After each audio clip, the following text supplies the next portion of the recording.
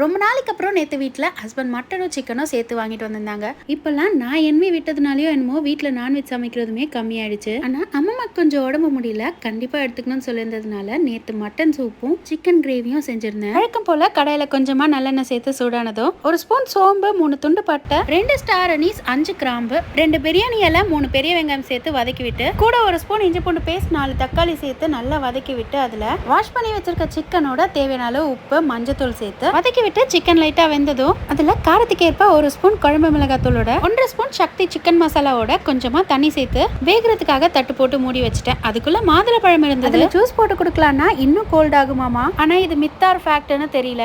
அப்புறம் அப்படியே மார்கண்டம் சூப்பு வச்சு கையோட அடுப்பெல்லாம் கிளீன் பண்ணி விட்டுட்டு எனக்கு மட்டும் புளியோதரையும் உருளைக்கிழங்கு சிப்ஸும் பண்ணிக்கிட்டேன். எப்போதுமே எல்லாருக்கும் சமைக்கும் போது பார்த்து சமைப்பேன். ஆனா எனக்கு செய்யணும், நான் கடைசியா டயர்ட் ஆகி ஏதோ ஒன்று செஞ்சுக்குவேன். மோஸ்ட் ஆஃப் த லேடிஸ் இப்படிதான் இருக்கும் போல. நீங்க எப்படின்னு சொல்லிடுங்க. தேங்க்ஸ் ஃபார் வாட்சிங்.